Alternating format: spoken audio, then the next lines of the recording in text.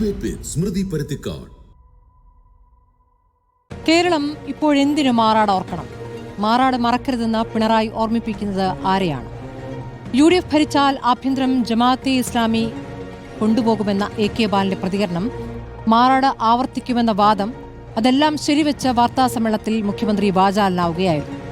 മാറാട് മാത്രമല്ല, ആന്റണി രാജിവെക്കും മുൻപ് പറഞ്ഞതും ലീഗിന്റെ 5ാം മന്ത്രിസ്ഥാനത്തോട് VD സതീശൻ പ്രതികരിച്ചതുമെല്ലാം ഓർമ്മിപ്പിക്കുകയാണ് മുഖ്യമന്ത്രി ഇന്ന്. ചരിത്രം ഓർമ്മിപ്പിക്കുമ്പോൾ കുഞ്ഞുഞ്ഞ്, കുഞ്ഞാപ്പ, കുഞ്ഞുമാണി പ്രയോഗം തൽക്കാലം മാറ്റിവെക്കാമല്ലേ പിണറായി? വികസനം പറഞ്ഞ് വോട്ട് വാങ്ങിയാൽ 110 സീറ്റെന്ന് ഉറപ്പിക്കാമെങ്കിൽ എന്തിനാണ് പിണറായി വിജയൻ കേരളത്തിൽ മതതീവ്രവാദം എന്ന വിഷയത്തിൽ ഊന്നിയത്?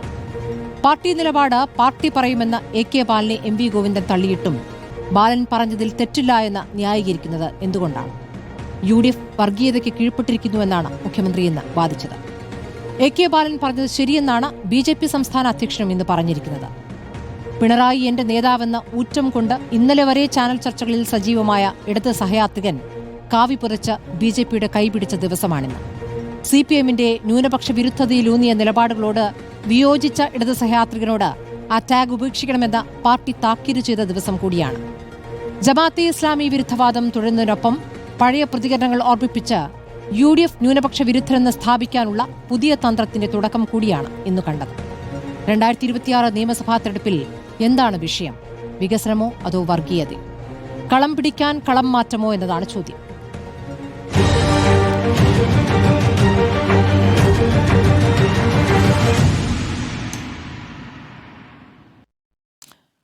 CPI MP Shri P. Santhosh Kumar, കോൺഗ്രസിൽ നിന്നും Shri doctor Jindo John, advocate BN Haskar ഇടത് സഹയാത്രികൻ, A. സജീവൻ രാഷ്ട്രീയ നിരീക്ഷകൻ എന്നിവരുണ്ട്. ഇപ്പോൾ BJP സഹയാത്രികനായിരിക്കുന്ന BJPയുടെ ഭാഗമായിരിക്കുന്ന ശ്രീ റിജു ലൂക്കോസിനെയും അല്പസമയത്തിനകം നമ്മൾ പ്രതീക്ഷിക്കുകയാണ്. ആദ്യം ഞാൻ ജിൻഡോയിലേക്കാണ് പോകുന്നത്. ജിൻഡോ, മുഖ്യമന്ത്രി പിണറായി വിജയന്റെ വാർത്താ സമ്മേളനം അല്പം മുമ്പ് കഴിഞ്ഞതേയുള്ളൂ, അങ്ങ് കണ്ടിരിക്കുമെന്ന് ഞാൻ കരുതുകയാണ്.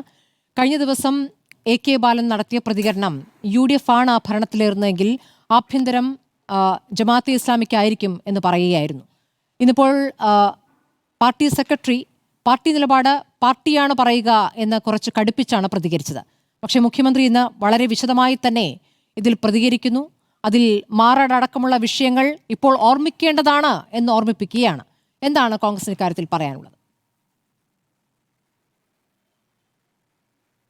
അല്ല, ഞാൻ മുഖ്യമന്ത്രി AK ബാലനെ പിന്തുണച്ച സ്ഥിതിക്ക് അത് അവരുടെ പാർട്ടിയുടെ നിലപാട് എന്ന് തന്നെ നമ്മൾ വിശ്വസിക്കണമല്ലോ. ഈ സർക്കാരിന്റെ മുന്നണിയുടെ നിലപാടായിരിക്കണമല്ലോ, അല്ലെങ്കിൽ മുഖ്യമന്ത്രി പിന്തുണയ്ക്കില്ല. കഴിഞ്ഞ ലോക്സഭാ തെരഞ്ഞെടുപ്പിന് മുമ്പ് ആണ് അമിത്ഷാ, ലോക്സഭാ തെരഞ്ഞെടുപ്പിന് മുമ്പല്ല, കർണാടക നിയമസഭാ തെരഞ്ഞെടുപ്പിന് മുമ്പാണ് അമിത്ഷാ പറഞ്ഞത് തൊട്ടപ്പുറത്ത് കേരളം ഉണ്ടെന്ന്. അപ്പം അന്ന് നമ്മളെല്ലാവരും ഒന്നായിട്ടാണ് എതിർത്തത്. ആ എതിർക്കുന്ന കൂട്ടത്തിൽ CPM ഉണ്ടായിരുന്നു. കേരളം മതനിരപേക്ഷമായിട്ടുള്ളൊരു കേരളമുള്ളത് BJPക്ക് ഭീഷണിയാണ് എന്നുള്ള രീതിയിലാണ് അന്ന് പറഞ്ഞത്. ഇന്നിപ്പോൾ ജമാഅത്തെ ഇസ്ലാമിയാണ് കേരളത്തിലെ ഏറ്റവും വലിയ പ്രശ്നം. കേരളത്തിലെ പെൻഷൻ മുടങ്ങുന്നത്, റേഷൻ മുടങ്ങുന്നത്, കറണ്ട് ചാർജ് വർദ്ധിക്കുന്നത്, ആളുകളുടെ ജീവിത നിലവാരത്തിന്, അതായത് വിലക്കയറ്റം ഉണ്ടാകുന്നത്, ജീവിത നിലവാരം മെച്ചപ്പെടാതെ പോകുന്നത്, ആളുകൾ വലിയ പ്രയാസത്തിലും ദുരിതത്തിലും ആകുന്നതിൻ്റെ ഒക്കെ കാരണം ജമാഅത്തെ ഇസ്ലാമിയാണ്. കുറേ കാലം മുമ്പ് പറഞ്ഞത് അമേരിക്കൻ സാമ്രാജ്യത്വം എന്നാണ്. ഇവർക്ക് പറയാൻ ഒരു പോയിന്റ് ഓഫ് എനിമി വേണം. ഈ സർക്കാരിന്റെ പരാജയമാണ് ഇത് സൂചിപ്പിക്കുന്നത്. മുഖ്യമന്ത്രി അവകാശപ്പെടുന്ന 110 സീറ്റ് ഇവർക്ക് കിട്ടുമെന്നൊക്കെയാണല്ലോ ഇവർ അവകാശപ്പെടുന്നത്. 9.5 കൊല്ലം ഭരിച്ച ഒരു സർക്കാർ അവരുടെ വിജയത്തിന് ഇനി വിജയിക്കാൻ പോകുന്നതിന് കാരണമായിട്ട് വികസന നേട്ടങ്ങൾ എണ്ണി പറയുന്നതിന് പകരം ജമാഅത്തെ ഇസ്ലാമിയാണ് കേരളത്തിന്റെ ഏറ്റവും വലിയ പ്രശ്നമെന്ന് പറയും. ഞാൻ ഒരിക്കലും അങ്ങനെ വിചാരിക്കുന്നില്ല. ഇനി AK ബാലൻ പറഞ്ഞതുപോലെയാണെങ്കിൽ UDF അധികാരത്തിൽ വന്നാൽ ജമാഅത്തെ ഇസ്ലാമി ആഭ്യന്തര വകുപ്പ് ഭരിക്കുമെന്ന് പറയുന്നു. ജമാഅത്തെ ഇസ്ലാമിക്ക് എന്താണ് കുഴപ്പം എന്നിവർ പറയണം. 10-30 വർഷക്കാലം ഇവരോടൊപ്പം ഉണ്ടായിരുന്നാണ് ജമാഅത്തെ ഇസ്ലാമി. അന്നില്ലാത്ത എന്ത് കുഴപ്പമാണ് ഇന്ന് ജമാഅത്തെ ഇസ്ലാമിക്ക് ഉള്ളത്? അത് ഇവർ പറയണം. 30 വർഷക്കാലം ഇവർ ഒന്നും പഠിക്കാതെ യാതൊരു വിവരവും ഇല്ലാതെയാണോ ജമാഅത്തെ ഇസ്ലാമിയെ കൂട്ടുപിടിച്ചത്, ജമാഅത്തെ ഇസ്ലാമിയുടെ വോട്ട് വാങ്ങിയത്, പിന്തുണ വാങ്ങിയത്? പിണറായി വിജയൻ തന്നെ പാർട്ടി സെക്രട്ടറി ആയിരിക്കുമ്പോൾ അത് എൻഡോഴ്സ് ചെയ്ത് സംസാരിച്ചിട്ടുള്ളത് കൂടിയാണ്. നമ്മുടെ മുമ്പിൽ വിവരങ്ങളും തെളിവുകളും ഉള്ളതാണ്. അപ്പൊ അന്നില്ലാത്ത എന്ത് കുഴപ്പം ഇന്ന് ജമാഅത്തെ ഇസ്ലാമി ഉണ്ടാക്കുന്നുണ്ട് എന്ന് ഇവർ പറയണം. ഇനി UDF അധികാരത്തിൽ വന്നാൽ ജമാഅത്തെ ഇസ്ലാമി ഭരിക്കും, ആഭ്യന്തര വകുപ്പ് ഭരിക്കും എന്ന് പറയുന്നത് അത് ഒരു തരത്തിലുള്ള വർഗീയ ധ്രുവീകരണ ലക്ഷ്യമാണ്. അത് പറയുമ്പോൾ ആരായിരിക്കും ഭയക്കാൻ ഇടയുണ്ടാകുക? ആ ഭയക്കാൻ ഇടയുള്ള ആളുകളുടെ പിന്തുണ ആർക്ക് കിട്ടണം? അത് പിണറായി വിജയന് കിട്ടണം, ആ പാർട്ടിക്ക് കിട്ടണം. അതിന്റെ അർത്ഥം വർഗീയ ധ്രുവീകരണത്തിലൂടെ അധികാരം ഉറപ്പിക്കാൻ വേണ്ടിയിട്ടുള്ള കുറുക്ക് വഴി മാത്രമാണ്. ഒരു കാര്യം ഉറപ്പിച്ചു പറയാം സ്മൃതി, ഒറ്റ MLA പോലും ഇല്ലാതെ ആഭ്യന്തര വകുപ്പ് RSS ഭരിക്കുന്നതാണ് കേരളത്തിലെ ഇന്നത്തെ അവസ്ഥ. കേരളത്തിലെ പിണറായി വിജയന്റെ പോലീസ് വകുപ്പ് ഏറ്റവും മോശപ്പെട്ട വകുപ്പ് ഏതാണെന്നുള്ളൊരു സർവേ നടത്തിയാൽ ജനങ്ങൾ ആദ്യം വോട്ട് ചെയ്ത് ഒന്നാം സ്ഥാനത്തെ മോശപ്പെട്ട വകുപ്പ് എന്ന് പറയുന്ന മുഖ്യമന്ത്രി നയിക്കുന്ന ആഭ്യന്തര വകുപ്പിനെ കുറിച്ചിട്ടായിരിക്കും. ഓരോ ദിവസവും വരുന്ന വാർത്തകൾ, ഏതെങ്കിലും ഒരു പോലീസുകാരൻ വർഷത്തിലൊരിക്കൽ ഏതെങ്കിലും ഒരു കുട്ടിയെ രക്ഷപ്പെടുത്തുന്നതോ ഒരു പോലീസുകാരി ഒരു കുഞ്ഞിന് പാല് കൊടുക്കുന്ന വാർത്തയൊക്കെ കണ്ടാൽ നമ്മൾ അതിനെ വല്ലാതെ കൊട്ടിഘോഷിക്കുന്ന രീതിയിൽ ആഘോഷിക്കപ്പെടുന്ന രീതിയിലേക്ക് മാറി. കാരണം വല്ലപ്പോഴും ഇത്തരം ഒരു നല്ല വാർത്ത കേൾക്കുകയാണ്. അതിനപ്പുറത്തേക്ക് സംഘപരിവാർ വൽകൃതമായിട്ടുള്ള RSS വൽകൃതമായിട്ടുള്ള ആഭ്യന്തര വകുപ്പിന് നേതൃത്വം കൊടുക്കുന്നത് പിണറായി വിജയനാണ്. ആ പിണറായി വിജയൻ കേരളം ഭരിക്കുന്ന സമയത്താണ് ഇവർ പറയുന്നത് UDF അധികാരത്തിൽ വന്നാൽ ജമാഅത്ത് ഇസ്ലാമി ആഭ്യന്തര വകുപ്പ് ഭരിക്കുമെന്ന്. എനിക്കതിന്റെ ലോജിക്ക് മനസ്സിലാകുന്നില്ല. ജമാഅത്ത് ഇസ്ലാമി കേരളത്തിന്റെ ഒരു ശത്രുവായിട്ട് ഞാൻ കാണുന്നില്ല, കോൺഗ്രസ് കാണുന്നില്ല. ഇതല്ല ഇവിടുത്തെ പ്രശ്നം. ഈ 9.5 കൊല്ലക്കാലം കേരളം ഭരിച്ച സർക്കാർ ജമാഅത്ത് ഇസ്ലാമിയാണോ ശബരിമലയിലെ സ്വർണ്ണപ്പാളികൾ കട്ടുകടത്തിയത്? കട്ടളപ്പടിയും ദ്വാരപാലക ശില്പം അടക്കം കട്ടുകടത്തി എന്ന് പറയുന്നത് ജമാഅത്തെ ഇസ്ലാമിയാണോ? അത് സഖാക്കന്മാരല്ലേ? പത്മകുമാർ CPM ജില്ലാ കമ്മിറ്റി അംഗമല്ലേ? ഇന്നിപ്പോ റെജി ലൂക്കോസ് BJP-യിലേക്ക് പോയി. ഞാൻ അദ്ദേഹത്തിന്റെ പേഴ്സണൽ ചോയ്സിനെ ഒരിക്കലും എതിർക്കുന്ന ആളല്ല. ആർക്ക് വേണമെങ്കിലും ഏത് പാർട്ടിയിലും ചേർന്ന് പ്രവർത്തിക്കാം, പ്രത്യയശാസ്ത്രത്തിൽ മാറാം, അതൊക്കെ ഇഷ്ടമാണ്. 2 ദിവസം മുമ്പ് വരെ പിണറായി വിജയന് വേണ്ടിയിട്ട് വലിയ വായിൽ പ്രഖ്യാപനങ്ങൾ നടത്തിയ ഒരാളാണ് റെജി ലൂക്കോസ്. അദ്ദേഹം എത്ര പെട്ടെന്ന് BJP ആയത്? അപ്പൊ അങ്ങനെ BJP ആകുന്നത് ഇവര് ഇത്തരം ചില ന്യായീകരണ തൊഴിലാളികളുടെ തോളത്തിരുന്നുകൊണ്ടാണ് പിണറായി വിജയൻ മുന്നോട്ട് പോകുന്നത്. കേരളത്തിലെ CPM-ന്റെ ഒരു സാധാരണ സഖാവിന് ഉത്തരമുട്ടുന്ന ചില ചോദ്യങ്ങളുണ്ട്. ശബരിമലയിലെ സ്വർണ്ണപ്പാളികൾ കട്ടുകടത്തിയവരെ 6 വർഷക്കാലം എന്തിന് ഈ സർക്കാർ പോറ്റി വളർത്തി? ഈ പോറ്റി അടക്കമുള്ള ആളുകളെ സംരക്ഷിച്ചത് ഈ സർക്കാരല്ലേ? പത്മകുമാർ ജയിലിലും ജില്ലാ കമ്മിറ്റിയിൽ ഒരുപോലെ തുടരുന്നത് എന്തുകൊണ്ടാണ്? മുഖ്യമന്ത്രിയുടെ മകൾക്ക് കിട്ടിയ മാസപ്പടിയിൽ ഒരു സഖാവിന് എന്തുകൊണ്ട് ഉത്തരം പറയാൻ പറ്റാതെ വരുന്നു? ഇതിന്റെ പൂർണ്ണ ഉത്തരവാദിത്വം പിണറായി വിജയനാണ്. അദ്ദേഹത്തെയും അദ്ദേഹത്തിന്റെ കുടുംബത്തെയും സംരക്ഷിക്കാൻ വേണ്ടിയിട്ട് ഈ പാർട്ടി തരം താഴ്ന്നു പോയി. അതിന്റെ മുഴുവൻ ഉത്തരവാദിത്വവും ഏതെങ്കിലും ഒക്കെ സംഘടനകളുടെ ചുമലിൽ കെട്ടിവെക്കുന്നതിന് പകരം 9.5 വർഷക്കാലം തങ്ങൾ കേരളം ഭരിച്ചിട്ട്, പിണറായി വിജയൻ കേരളം ഭരിച്ചിട്ട് അതിനു മുമ്പുണ്ടായതിനേക്കാൾ ജീവിത നിലവാരത്തിൽ എന്ത് വ്യത്യാസം കേരളത്തിലെ ജനങ്ങൾക്കുണ്ടായി എന്ന് പറയണം. അത് പറയാൻ ഇവർക്ക് സാധിക്കുന്നുണ്ടോ? പറയാൻ സാധിക്കാതെ വരുമ്പോഴാണ് എളുപ്പ വഴിയിലൂടെ സാങ്കല്പിക ശത്രുക്കളെ സൃഷ്ടിച്ചുകൊണ്ട് പുതിയ കുറെ നരേറ്റീവുകൾ സൃഷ്ടിക്കുന്നത്. വല്ലാത്ത നാണം കെട്ട വാദമാണ് മുഖ്യമന്ത്രി മുന്നോട്ട് വയ്ക്കുന്നത്. ഞങ്ങൾ പൂർണ്ണ ബോധ്യത്തോടെ പറയുന്നു, ഞങ്ങളുടെ പ്രവർത്തനം ഈ സർക്കാരിനെതിരായിട്ടുള്ള പ്രതിപക്ഷ സമരങ്ങളുടെ വിജയം, അതോടൊപ്പം തന്നെ ഞങ്ങൾ പറയുന്നതാണ് യഥാർത്ഥ ലെഫ്റ്റ് പൊസിഷൻ എന്ന് ചിന്തിക്കുന്ന ഇടതുപക്ഷം, യഥാർത്ഥ ഇടതുപക്ഷവും ഞങ്ങളോടൊപ്പം ഉള്ളതുകൊണ്ടാണ് ഞങ്ങൾ വിജയിക്കുമെന്ന് ഞങ്ങൾക്ക് പൂർണ്ണ ബോധ്യമുള്ളത്. ശരി, ശ്രീ P. സന്തോഷ് കുമാർ, 2026 നിയമസഭാ തെരഞ്ഞെടുപ്പിനെ നേരിടേണ്ടത് എങ്ങനെയാണ് എന്നുള്ള കാര്യത്തിൽ ഇടതുപക്ഷത്തിനൊരു പൊതു നിലപാടുണ്ടാകുമല്ലോ. CPയുടെ നിലപാടെന്ത് എന്ന് വളരെ വ്യക്തമായി ബിനോയ് വിശ്വം പറഞ്ഞതും നമ്മൾ കേട്ടതാണ്. വെള്ളാപ്പള്ളി നടത്തിയ വർഗീയ പരാമർശങ്ങളോട് എത്ര ശക്തമായിട്ടാണ് ബിനോയ് വിശ്വം പ്രതികരിച്ചതെന്ന് നമ്മൾ കണ്ടതാണ്. അപ്പോൾ അതിൻ്റെ ഈ പ്രതികരണങ്ങളൊരു മാല കോർക്കുന്ന പോലെ പ്രതികരണങ്ങൾ എടുത്താൽ, ആദ്യം വെള്ളാപ്പള്ളി പറയുന്നു വെള്ളാപ്പള്ളിക്ക് മലപ്പുറത്ത് ശ്വാസം മുട്ടുകയാണ്, അത് മുഴുവൻ ന്യൂനപക്ഷത്തെയും വിമർശിച്ചുകൊണ്ടാണ്. പിന്നീട് അത് ലീഗിനെ കുറിച്ചാണെന്ന് പറയുന്നു. പിന്നീട് അത് CPM-ലേക്ക് എത്തുമ്പോൾ ലീഗിൽ ജമാഅത്തെ ഇസ്ലാമി ഉണ്ട്, അല്ലെങ്കിൽ ജമാഅത്തെ ഇസ്ലാമിയുമായി സഹകരിക്കുന്ന ലീഗ്, അപ്പോൾ ലീഗിനെയും പറയുന്നു ജമാഅത്തെ ഇസ്ലാമിയും പറയുന്നു. അതങ്ങ് തുടർന്ന് AK ബാലൻ എത്തി നിൽക്കുമ്പോൾ ആഭ്യന്തരം ജമാഅത്തെ ഇസ്ലാമിക്ക് ലഭിക്കും എന്ന രൂപത്തിലേക്ക് എത്തുകയാണ്. ഇന്നിപ്പോൾ മുഖ്യമന്ത്രി അദ്ദേഹത്തെ ചേർത്ത് നിർത്തിക്കൊണ്ട് അദ്ദേഹത്തിന്റെ പ്രതികരണത്തെ ശരിവെച്ചുകൊണ്ട് കൂടുതൽ വിശദമാക്കുകയാണ് അദ്ദേഹം. ജമാഅത്തെ ഇസ്ലാമി മാത്രമല്ല, അന്നത്തെ മാറാട് കലാപത്തെ വീണ്ടും ഓർമ്മിപ്പിക്കുന്നു. മാറാടുകൾ ഇനിയും ഉണ്ടാകുമെന്നാണ് നേരത്തെ AK ബാലൻ പറഞ്ഞത്. CPക്ക് സ്വീകാര്യമാണോ ഈ പ്രചാരണ രീതി?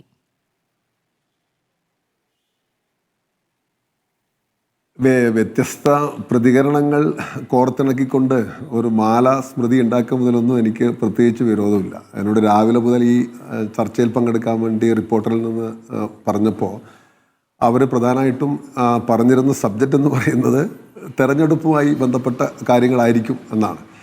സ്വാഭാവികമായിട്ട് ഞാൻ തെരഞ്ഞെടുപ്പിനകത്ത് എങ്ങനെയാണ് LDF അതിനെ നോക്കിക്കാണും, അപ്പോൾ അതുകൊണ്ട് തെരഞ്ഞെടുപ്പിനെ എങ്ങനെയാണ് ആയിക്കോട്ടെ LDF.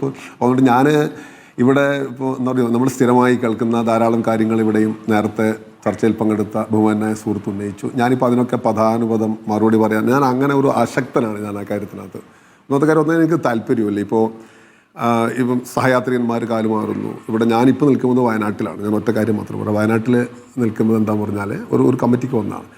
ഇവിടെ 2014 രാഹുൽ ഗാന്ധി മത്സരിക്കാൻ ഇറങ്ങുമ്പോൾ ഹെലികോപ്റ്ററിൽ കൂടെ ഇറങ്ങിയ ഒരാളാണ് ഇന്ത്യയിലെ ഏറ്റവും വലിയ വർഗീയ പ്രചാരകൻ ഹിമന്ത ബിശ്വ ശർമ്മ. ഞാൻ പറയുന്നത് അതൊക്കെ ഞാൻ അങ്ങനെ നോക്കി ഇതിപ്പോൾ ഞങ്ങൾ സ്ഥിരമായി നമ്മളെല്ലാവരും ഇപ്പം ജിൻഡോ ഞങ്ങളെല്ലാവരും തന്നെ ചർച്ചയിൽ പങ്കെടുക്കുന്നവരായതുകൊണ്ട് കൊടുക്കാനും വാങ്ങാനും ധാരാളം കാര്യങ്ങളുണ്ടാവാം.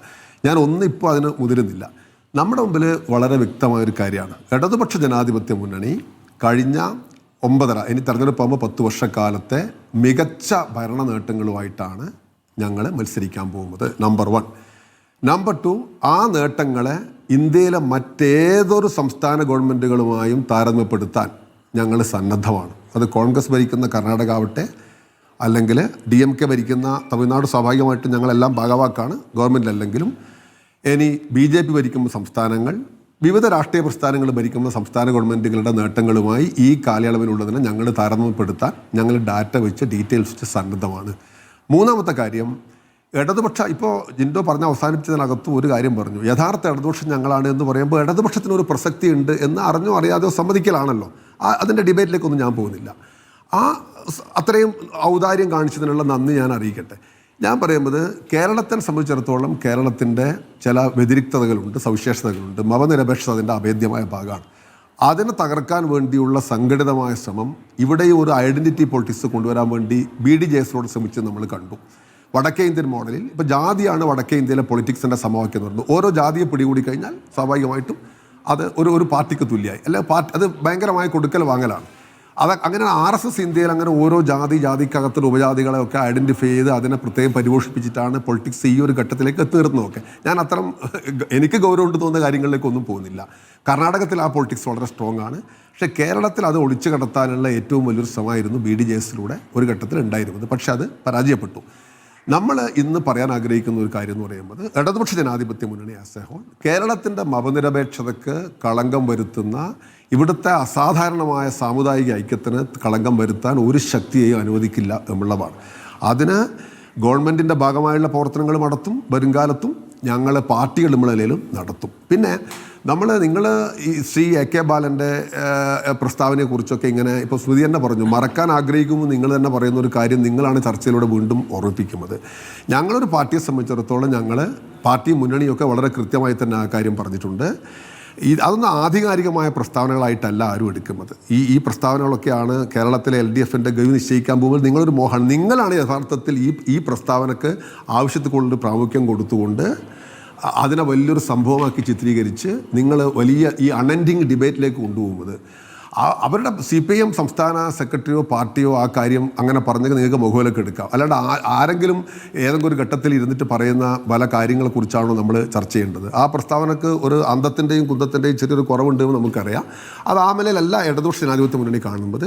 എന്തെങ്കിലും തരത്തിൽ ധ്രുവീകരണവും ലക്ഷ്യമിട്ടാണ് അദ്ദേഹം പറഞ്ഞതെന്ന് എനിക്ക് തോന്നുന്നില്ല. പക്ഷേ എന്തായാലും ആ പ്രസ്താവനയ്ക്കകത്തൊന്നും രാഷ്ട്രീയ കേരളം വളരെ ഗൗരവത്തിലെടുത്ത് ചർച്ച ചെയ്യേണ്ട ഒന്നല്ല. 9.5 വർഷക്കാലത്തെ LDF ഗവൺമെൻറ്റിൻ്റെ ധാരാളം പ്രവർത്തനങ്ങളുണ്ട്.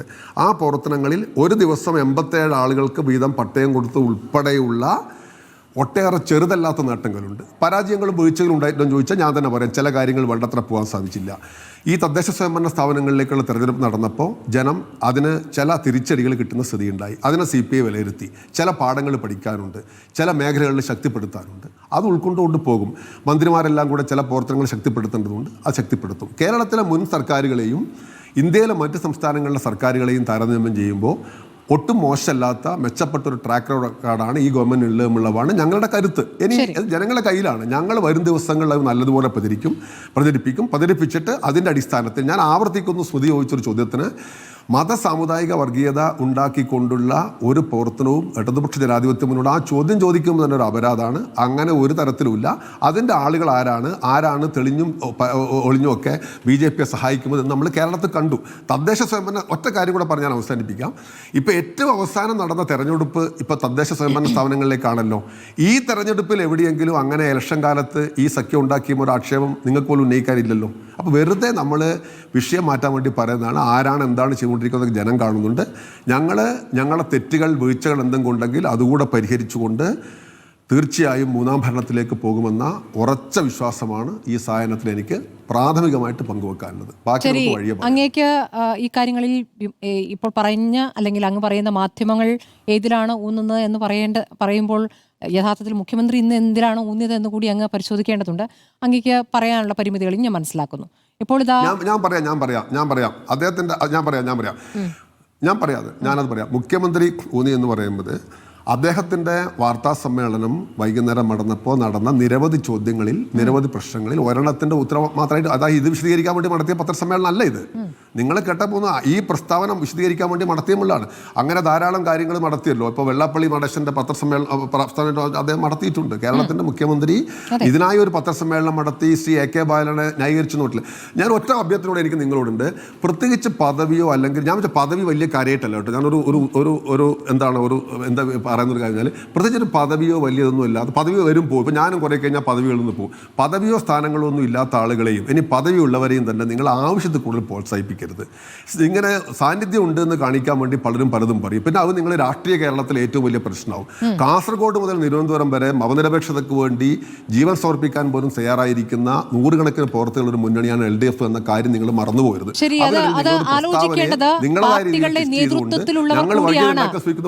സന്തോഷ്, അത് പാർട്ടി നേതൃത്വത്തിലുള്ളവർ ആലോചിക്കേണ്ട കാര്യമാണ്. ഇതിൽ അണികൾ പാർട്ടി നേതാക്കൾ കാരണം പാർട്ടിയുടെ ഒരു മുതിർന്ന നേതാവ് നടത്തിയ ഉത്തരവാദിത്തമില്ലാത്ത പ്രസ്താവനയെ കുറിച്ച് മാധ്യമങ്ങൾ കണ്ടില്ലെന്ന് നടിക്കണം എന്ന് പറഞ്ഞാൽ നടക്കുന്ന കാര്യമല്ല. അതിൽ നേതാക്കൾ എങ്ങനെ പ്രതികരിക്കുന്നു എന്നുള്ളത് ചോദിക്കുക കൂടിയാണ് മാധ്യമങ്ങളുടെ ജോലി. ആ ജോലി ചെയ്തപ്പോൾ നേതാക്കൾ പറഞ്ഞതാണ് നമ്മൾ ഇന്ന് ചർച്ച ചെയ്യുന്നത്. ഞാൻ വരാം. ഇപ്പോൾ ഇതാ BJP പ്രതിനിധി റെജി ലൂക്കോസ് നമ്മോടൊപ്പമുണ്ട്. മിനിഞ്ഞാന്ന് വരെ ഇടത് സഹയാത്രികനായിരുന്ന ശ്രീ റെജി ലൂക്കോസ്. അങ്ങ് എത്ര കാലം പാർട്ടിയുടെ ഭാഗമായിരുന്നു എന്ന് അങ്ങ് പറഞ്ഞിട്ടുണ്ട്. കഴിഞ്ഞ 10-30 വർഷമായി ഇടത് സഹയാത്രികനായിരുന്നു. 7 വർഷമായി പാർട്ടി അംഗത്വമുണ്ട് എന്നങ്ങ് പറഞ്ഞു. അപ്പോൾ ഒരു സുപ്രഭാതത്തിൽ BJPയിലേക്ക് പോകാമെന്ന് ആലോചിച്ചതാണോ, അതോ BJPയുടെ ആശയങ്ങൾ തന്നെ മിനിഞ്ഞാന്ന് കൂടി ഒളിച്ചു കടത്തുകയായിരുന്നോ അങ്ങ് ഇടത് സഹയാത്രികനായി നിന്നുകൊണ്ട്?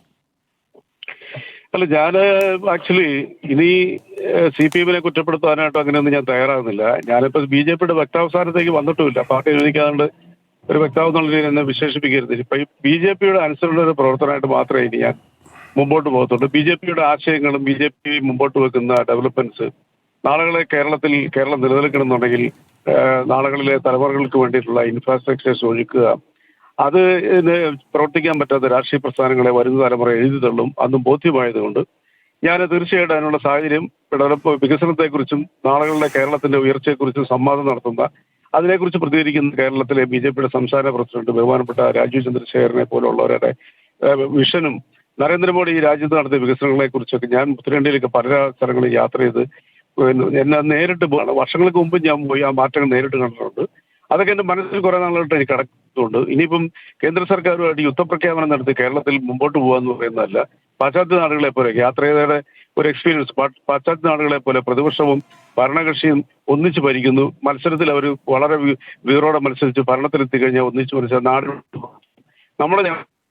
അത് പ്രാവർത്തികമാക്കിക്കൊണ്ട് 10-11 വർഷമായിട്ട് ഈ നാടിനെ ലോകത്തിന്റെ സമ്പദ് വ്യവസ്ഥയെ അല്ലെങ്കിൽ ലോകത്തിലെ 4ാമത്തെ യാത്രയൊക്കെ നടത്തിയതിനു ശേഷമായിരിക്കുമല്ലോ ശ്രീ റെജി ലൂക്കോസ് കഴിഞ്ഞ ദിവസം അങ്ങൊരു പോസ്റ്റ് ഇട്ടതിന് പോറ്റിയുടെ ചിത്രവും BJP സംസ്ഥാന അധ്യക്ഷന്റെ ചിത്രവും വെച്ചിട്ട് ആരാണ് കള്ളൻ എന്ന് ചോദിച്ചത്.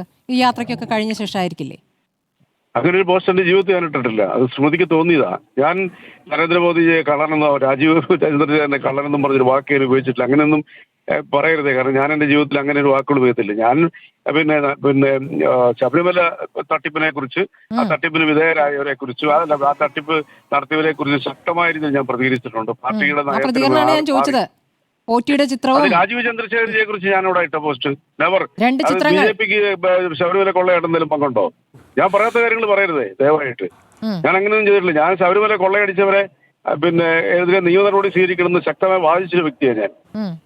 അതാണ് ഞാൻ എല്ലാ സ്മൃതിയുടെ ചർച്ചയിൽ പോലും ഞാൻ ആ നിലപാടെടുത്തുള്ള ആളാണ് അന്നു മുതൽ. ഒരിക്കലും ഞാൻ BJP അതിനകത്തൊരു ഭാഗവുമല്ല. BJPക്ക് എന്താ അതിനകത്ത് പങ്കുള്ളത്? ശബരിമല കൊള്ളയായിട്ട് ഒരു പങ്കുമില്ല. അപ്പൊ അതുകൊണ്ട് നമ്മൾ പറയാത്ത കാര്യങ്ങൾ ഞാൻ പറഞ്ഞതായിട്ട് അവതരിപ്പിക്കരുത്. അത് തെറ്റാണ്. ഞാനതിൽ പ്രതിഷേധിക്കുന്നു. എന്നെ സംബന്ധിച്ചോളം ഞാനൊരു കുറെ വർഷങ്ങളായിട്ട് ഈ പാർട്ടിയുടെ സഹയാത്രികനാണ്. കഴിഞ്ഞ 7 വർഷമായിട്ട് പാർട്ടിയുടെ മെമ്പറാണ്. 2021 ജില്ലാ സമ്മേളന പ്രതിനിധിയായിരുന്നു. കഴിഞ്ഞ സമ്മേളനത്തിൽ ഞാൻ ഏരിയ സമ്മേളന പ്രതിനിധിയായിരുന്നു. ഒരു പദവിയും ഒരു ലോക്കൽ കമ്മിറ്റി മെമ്പറായിട്ടുള്ള ഒരു പദവി പോലും ഞാൻ വഹിച്ചിട്ടില്ല. ഞാനൊരു സഹയാത്രികനായിരുന്നു മെമ്പറാണെങ്കിലും. ഞാൻ അങ്ങനെ വന്നു പോകുന്നു. ഇപ്പൊ എനിക്ക് തോന്നുന്നു, ഞാൻ നേരത്തെ പറഞ്ഞ കാര്യങ്ങളോട് ചിന്തിച്ചപ്പോൾ പുതിയ തലമുറയുടെ ആശയങ്ങളും അവർക്ക് വേണ്ടിയിട്ട് ചിന്തിക്കുന്ന ഒരു മനസ്സുള്ള, അല്ല ആ രീതിയിൽ പാകപ്പെട്ട ഒരു മനസ്സുള്ള ഒരു വ്യക്തി എന്നുള്ള നിലയ്ക്ക് സ്വാഭാവികമായിട്ട് നാളുകളിലെ കേരളം ഒരു വൃദ്ധസദനമായി മാറരുത്.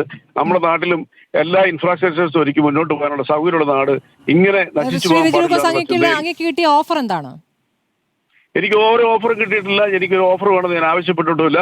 ഞാൻ ഈ പാർട്ടിയുടെ ഒരു മെമ്പറായിട്ട് വളരെ അനുസരണയോടുകൂടി ഞാൻ അത് ജോയിൻ ചെയ്തു. എനിക്ക് ഒരു ഓഫറും ഇല്ല.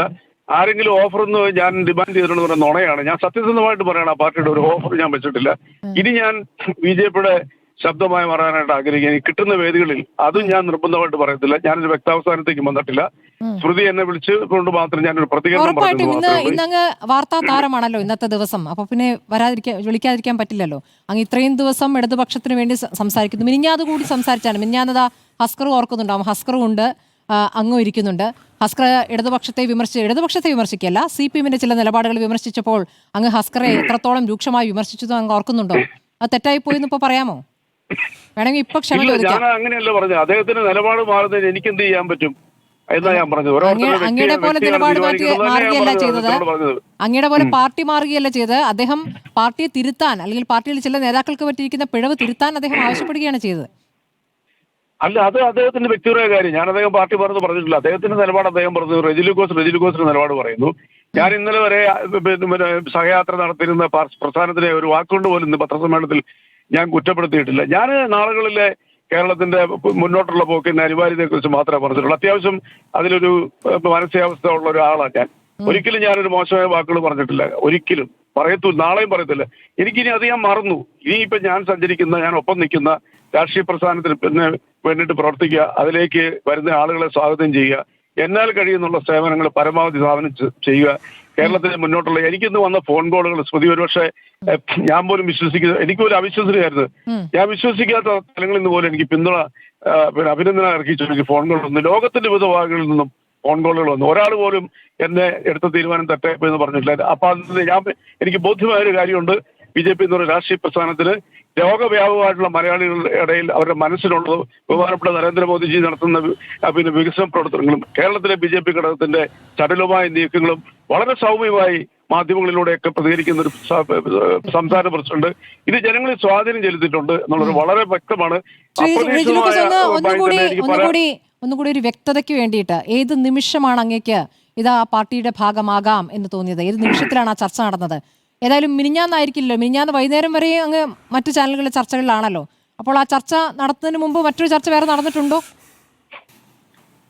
അത് പിന്നെ സ്വാഭാവികമായിട്ടും പിന്നെ ഒരു രാഷ്ട്രീയ പ്രസ്ഥാനത്തിനോട് നാളെ രാവിലെ കയറി ചെന്നിട്ട് എനിക്ക് മെമ്പർഷിപ്പ് വരാമെന്ന് ചോദിക്കുന്നത് ശരിയല്ലല്ലോ. സ്വാഭാവികമായിട്ടും എന്റെ ആശയങ്ങളുമായിട്ട് പൊരുത്തപ്പെട്ട് എന്റെ മനസ്സ് ഭാഗപ്പെടുത്തി ഞാൻ സ്വാഭാവികമായിട്ടും ആ പാർട്ടിയോടൊപ്പം ചേരാൻ ആഗ്രഹിക്കുന്നുള്ളത് ഞാൻ അങ്ങോട്ട് ആവശ്യപ്പെട്ടു, അല്ലാണ്ട് അവർ എന്നോട് ഇങ്ങോട്ട് ആവശ്യപ്പെട്ടു. നിമിഷമാണ് ഞാൻ ചോദിച്ചത്, ഏതായിരുന്നു ആ സമയം? അത് പർട്ടിക്കുലറായിട്ട് ഞാൻ കുറിച്ച് വെച്ചിട്ടില്ല ടൈം. അപ്പൊ എന്തായാലും മിനിഞ്ഞാന്നത്തെ ചർച്ചയിൽ ഇരിക്കുമ്പോൾ ഈ ചർച്ച നടന്നു കഴിഞ്ഞിരിക്കുന്നു എന്ന് അനുമാനിക്കാം അല്ലേ?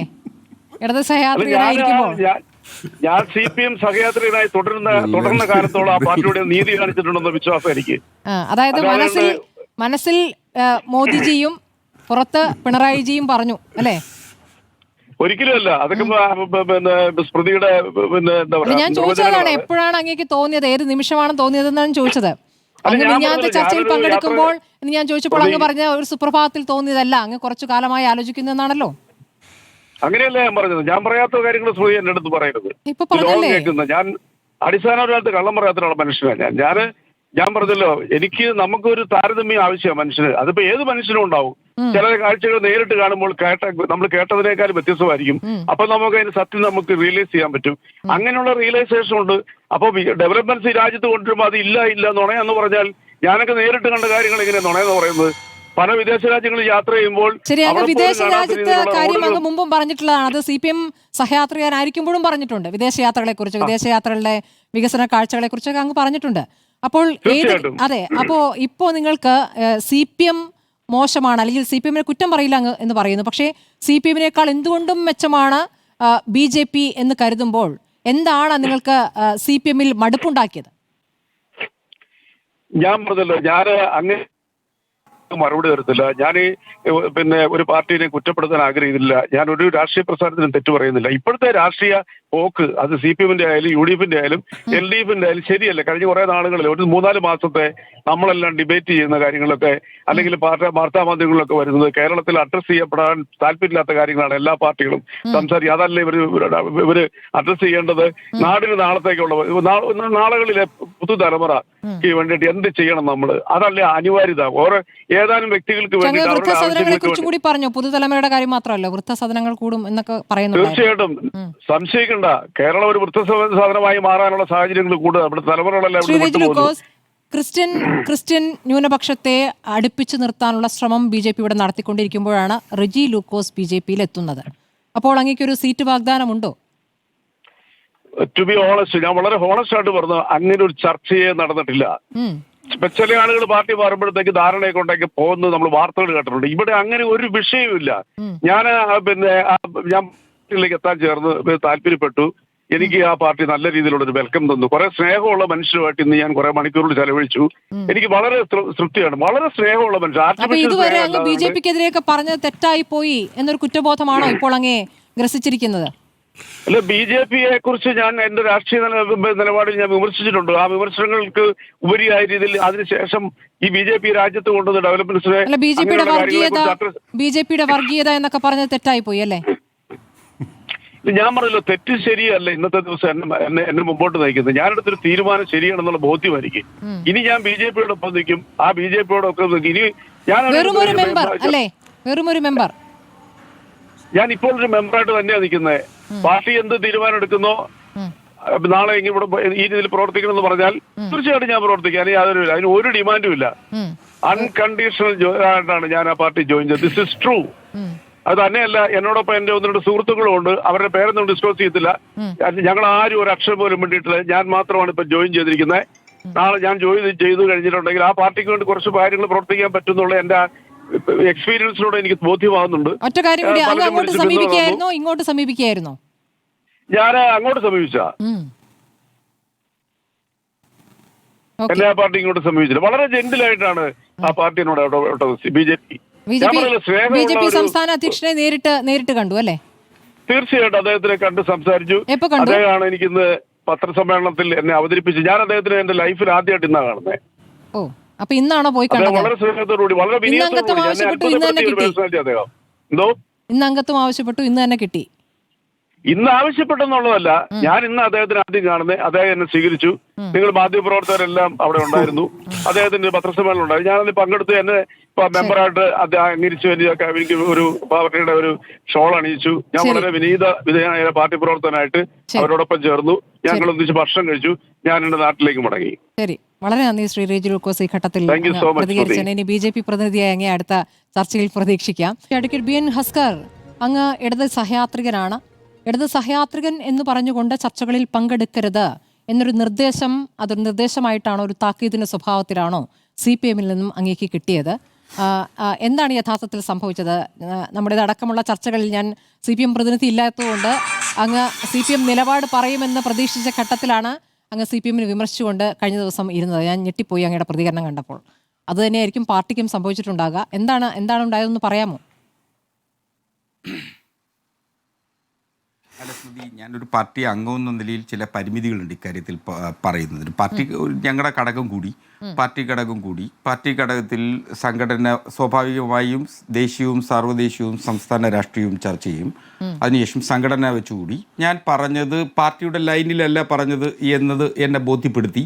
ഇതാണ് സാധാരണ രീതിയിൽ എന്നെ എന്നല്ല, പാർട്ടി ഘടകത്തിൻ്റെ തീരുമാനം അങ്ങനെയായിരുന്നു. അത് പാർട്ടി ലൈനല്ല ഞാൻ പറഞ്ഞത് എന്നുള്ളതാണ്. അപ്പോൾ സ്വാഭാവികമായും അതാണൊരു പാർട്ടിയുടെ സംഘടനാ രീതി. കൃത്യമായി പാർട്ടിയുടെ സംഘടനാ രീതിയിലാണ് പോയത്. മറ്റൊന്നും അവിടെ സംഭവിച്ചില്ല. അതൊക്കെ മാധ്യമങ്ങളുടെ ഭാവനാ സൃഷ്ടി മാത്രമാണ്.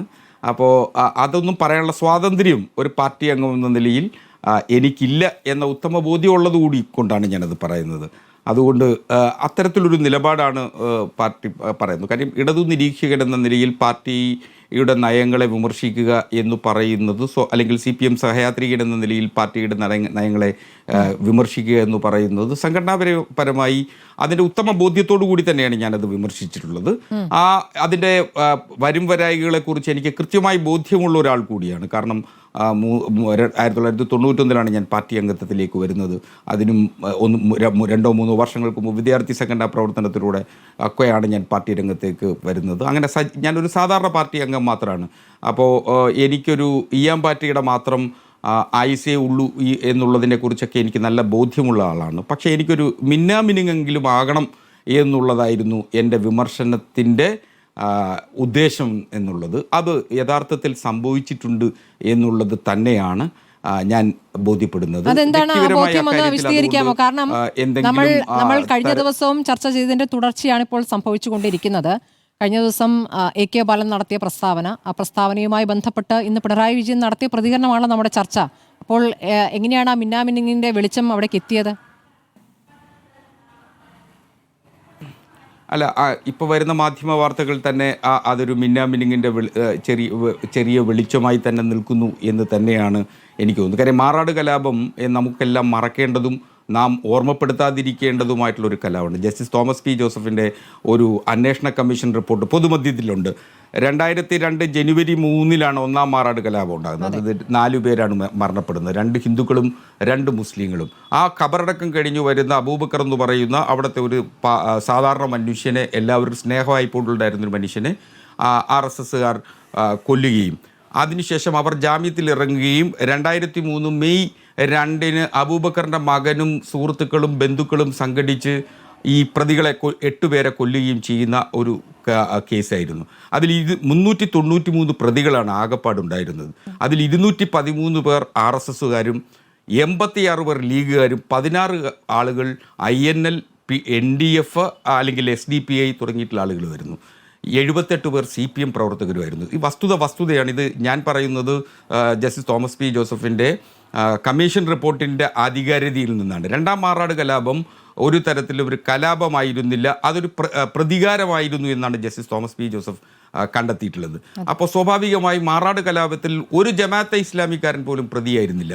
അപ്പോൾ ജമാഅത്തെ ഇസ്ലാമിയെയും അതുപോലെ തന്നെ മാറാട് കലാപവും വീണ്ടും വീണ്ടും ഓർമ്മിപ്പിക്കുക എന്ന് പറയുന്നത് അത് പാർട്ടിയുടെ ലൈനല്ല. പാർട്ടി അത് ഒരുപക്ഷെ പാർട്ടിയുടെ സംസ്ഥാന കമ്മിറ്റിയും സെക്രട്ടേറിയറ്റും ഒക്കെ കൂടിയതിന് ശേഷം അത് പാർട്ടിയുടെ നയം എന്ത് എന്നുള്ളതിനെ സംബന്ധിച്ച് പാർട്ടി പറയും.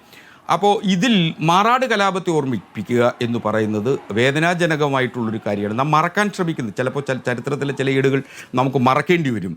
അല്ലെങ്കിൽ ഇപ്പോൾ എൻ്റെ മുൻ സഖാവ് റെജി ലൂക്കോസിനെ പോലെ രാത്രി ന്യൂട്ടൺ സിദ്ധാന്തം അരിച്ച് ബ്രെയിൻ ആകമാനം തലതിരിഞ്ഞു വീണ് വിചാരധാരയുടെ സാന്ത്വന സ്നേഹസ്പർശനങ്ങൾക്ക് ചിലപ്പോൾ ആകുന്ന ആളുകളെ പോലെ ആകേണ്ടി വരും. ഞാൻ സൂചിപ്പിച്ചതും ഇത് തന്നെയാണ്. ഞാൻ കരുതുന്നത് CPMൻ്റെ നേതൃനിരയിൽ നിന്ന് ഒരു പാർട്ടിയുടെ നേതാക്കന്മാരെല്ലാം BJPയിലേക്ക് പോകും എന്നുള്ളതില്ല. അങ്ങനെ ഒരു സാധ്യതയും CPMൽ ഉണ്ട്. പക്ഷേ CPMൻ്റെ അണികൾ BJPയിലേക്ക് പോകുന്നു എന്നുള്ളതാണ്. അതൊരു ആശങ്കയായിരുന്നു. ഞാൻ ആ ആശങ്ക പാർട്ടിയെ പൊതുമധ്യത്തിൽ പറഞ്ഞു എന്നുള്ളതാണ് ചർച്ചകളിൽ തുടങ്ങി വെച്ചത്. അത് ശ്രീ വെള്ളാപ്പള്ളി നടേശൻ നടത്തുന്ന വിധ്വംസക പ്രസംഗങ്ങൾ, വാക്കുകൾ കൊണ്ട് സംഭവിച്ചു പോകുന്നതാണ്. അത് ചൂണ്ടിക്കാണിക്കുക മാത്രമാണ് ഞാൻ ചെയ്തത്.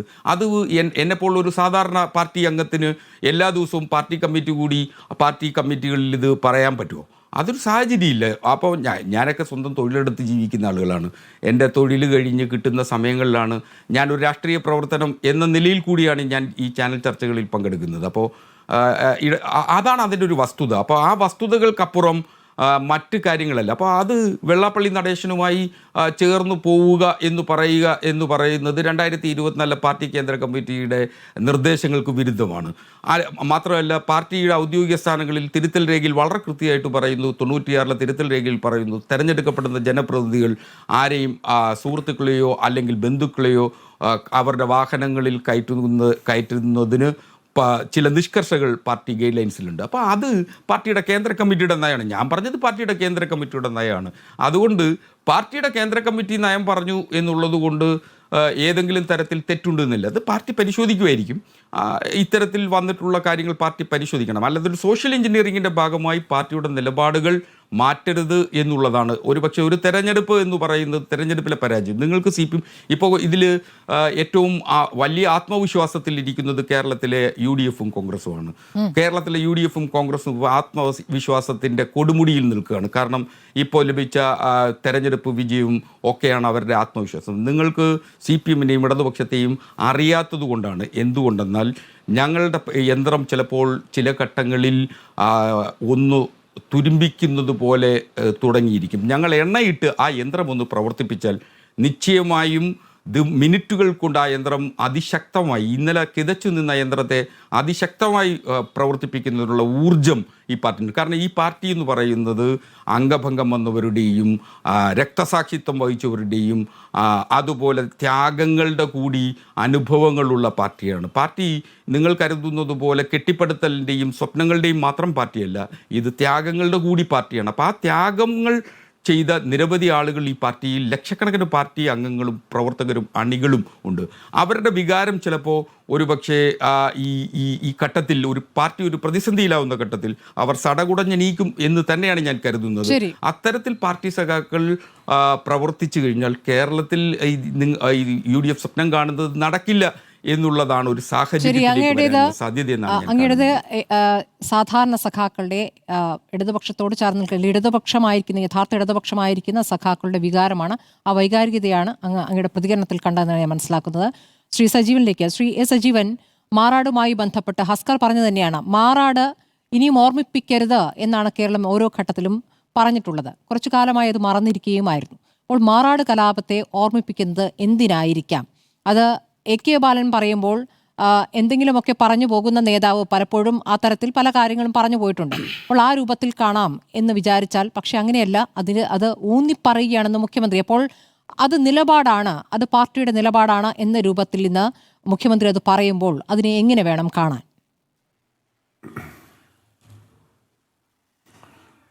AK ബാലൻ പറഞ്ഞതിനെ ഇപ്പോൾ ഈ ചർച്ചയിൽ സന്തോഷ് അത് ഒരു നേതൃത്വത്തിലില്ലാത്ത ഒരാൾ പറഞ്ഞ കാര്യം എന്ന രൂപത്തിൽ ഡൈല്യൂട്ട് ചെയ്യാൻ ശ്രമിച്ചു. അത് തീർത്തും തെറ്റാണ്. AK ബാലൻ എന്ന് പറയുന്നത് സാധാരണ ഒരു SFI പ്രവർത്തകനോ ഒരു സാധാരണ DYFI പ്രവർത്തകനോ സാധാരണ CPM പ്രവർത്തകനോ അല്ല.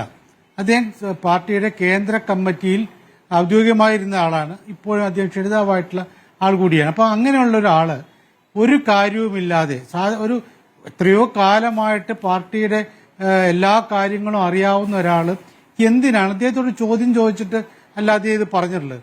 അദ്ദേഹം മാധ്യമ പ്രവർത്തകരുടെ മുമ്പാകെ ഇത്തരം കാര്യങ്ങൾ വിളമ്പുകയാണ്. ഞാനത് വിളമ്പുക എന്നുള്ള വാക്ക് വളരെ കൃത്യമായിട്ട് ഉപയോഗിക്കുന്നത്. കാരണം അദ്ദേഹം ഒരു കാര്യവുമില്ലാതെയാണ് ഈ പ്രശ്നമൊക്കെ പറഞ്ഞത്. ജമാഅത്തെ ഇസ്ലാമി, ഇവിടെ ഹസ്കർ എന്നെ പറഞ്ഞ പോലെ ജമാഅത്തെ ഇസ്ലാമി ഈ മാറാട് കാര്യവുമായിട്ട് ബന്ധപ്പെട്ടതല്ല. ഇവിടെ ഇപ്പൊ സംസാരിച്ച എല്ലാവരേക്കാൾ കൂടുതൽ ഈ മാറാട് കലാപത്തെക്കുറിച്ചും മാറാട് പ്രശ്നത്തെക്കുറിച്ച് അറിയാവുന്ന ആളാണ് ഞാൻ. കാരണം ഞാൻ ഒന്നാമത് സ്മൃതിക്ക് അറിയാവുന്ന പോലെ ഞാൻ മാറാടിന് തൊട്ടടുത്ത മാറാട് ദേശത്ത് തന്നെയാണ് ഉള്ള ഒരാളാണ്.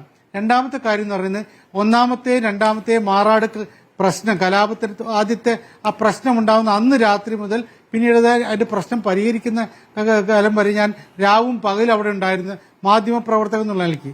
മൂന്നാമത്തെ കാര്യം, അന്നത്തെ സർക്കാർ AK ആന്റണിയുടെ സർക്കാരിലെ മന്ത്രിമാർ ശ്രമിച്ചിട്ടും അവിടെ ഒരു എല്ലാവരെയും ഒരു മേശയ്ക്ക് കീഴിൽ മേശയ്ക്ക് ചുറ്റും കൊണ്ടുവരാൻ പറ്റാത്തൊരവസ്ഥയിൽ അതിന് അവർ മന്ത്രിമാരുടെ റിക്വസ്റ്റ് വെച്ചുകൊണ്ട് അതിന് തയ്യാറായ 4 അംഗത്തിൽ അതിലെ നയിച്ചയാളാണ് ഞാൻ. അപ്പൊ മാത്രമല്ല, ഈ മാറാട് കമ്മീഷന്റെ പ്രധാന സാക്ഷി, കമ്മീഷൻ സാക്ഷിയായിരുന്നു ഞാൻ. ഇത്തരം കാര്യങ്ങളൊക്കെ അറിയുന്നുണ്ട്. അവിടുത്തെ പല കാര്യങ്ങളും ഇപ്പോൾ എനിക്കറിയാവുന്ന പല രഹസ്യങ്ങളും ഞാൻ പുറത്ത് പറയാത്തത്, ഇതിനുള്ളിൽ നടന്ന ഉള്ളുകളികളും മറ്റു പ്രശ്നങ്ങളൊക്കെ പറയാതിരിക്കുന്നത് ഇത്രയും കാലം പറഞ്ഞിട്ടില്ല. അതിന് കാരണം അത് പലർക്കും പൊള്ളും, പല കള്ളക്കളികളും പുറത്തു വരുന്ന ഒരു കാര്യമാണ്. അപ്പോൾ മാറാട് പ്രശ്നം ഒരിക്കൽ പോലും പറയേണ്ടതില്ല. ഇവിടെ എന്തിനാണ് ബാലൻ അദ്ദേഹത്തിന് ജമാഅത്തെ ഇസ്ലാമിയെ കുറ്റം പറയാം?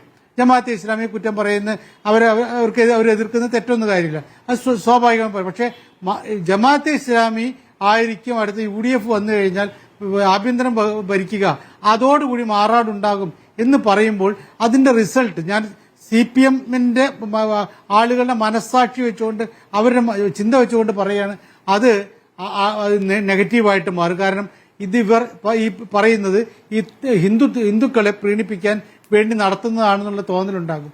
സ്വാഭാവികമായിട്ടും അത് CPM-നെതിരായിട്ടുള്ള കാര്യമാണ്. ഇതിനെ പക്ഷേ ശ്രീ സജീവൻ കഴിഞ്ഞ എതിർക്കുന്ന ദിവസങ്ങളിൽ പറഞ്ഞതിൽ നിന്നും ഒരു വ്യത്യാസമുണ്ട് ശ്രീ സജീവൻ. ഇപ്പോൾ ന്യൂനപക്ഷ വിരുദ്ധമാണ് എന്ന് തോന്നിക്കുന്ന ഈ ജമാഅത്തെ ഇസ്ലാമിയെ ഊന്നിക്കൊണ്ടുള്ള പ്രതികരണം മാത്രമല്ല ഇപ്പോൾ നടത്തിയിരിക്കുന്നത്. യഥാർത്ഥത്തിൽ ന്യൂനപക്ഷ വിരുദ്ധ നിലപാടെടുത്തത് ഞങ്ങളല്ലല്ലോ, കോൺഗ്രസ് അല്ലേ എന്ന് പറഞ്ഞുകൊണ്ട് 2013 ചെന്നിത്തല പറഞ്ഞ ഒരു കാര്യം, AK ആന്റണി രാജിവെക്കും മുമ്പ് പറഞ്ഞ കാര്യം, മാറാട് കലാപ സമയത്ത് എന്തുകൊണ്ട് കുഞ്ഞാലിക്കുട്ടിക്ക് അങ്ങോട്ടേക്ക് പോകാൻ, AK ആന്റണിക്കൊപ്പം പോകാൻ പറ്റിയില്ല എന്ന ചോദ്യം, എന്തുകൊണ്ട് കുഞ്ഞാലിക്കുട്ടിയെ കൊണ്ടുപോയില്ലെന്നാണ് ചോദിക്കുന്നത്. കുഞ്ഞാലിക്കുട്ടി പോകാതിരുന്നത് തന്നെയാണല്ലോ. നമുക്കറിയാം അന്നത്തെ കേസിൽ അങ്ങ് പറഞ്ഞ ഈ പ്രതികളുടെ എണ്ണം കണക്കാക്കുമ്പോൾ ലീഗിലെ ചില നേതാക്കളടക്കം അതിൽ പ്രതി ചേർക്കപ്പെട്ടവരാണ്. എങ്ങനെയാണ് PK കുഞ്ഞാലിക്കുട്ടിക്ക് അവിടെ പോകാൻ പറ്റുക, ഒരു പ്രകോപനപരമായ സാഹചര്യം ഉണ്ടാക്കാൻ കഴിയുക? അപ്പോൾ അതിനെ വേറെ രൂപത്തിൽ അവതരിപ്പിച്ചുകൊണ്ട് മുഖ്യമന്ത്രി വാർത്താ സമ്മേളനത്തിൽ പറയും, ലീഗിനെ കൂടെ കൂട്ടാത്ത കോൺഗ്രസിനെ നിങ്ങൾ മറക്കരുത് എന്ന് പറയുന്നത് എന്തിനായിരിക്കും? അത് വേറൊരു രൂപത്തിൽ മാറ്റുകയാണ് ശ്രീ സജീവൻ.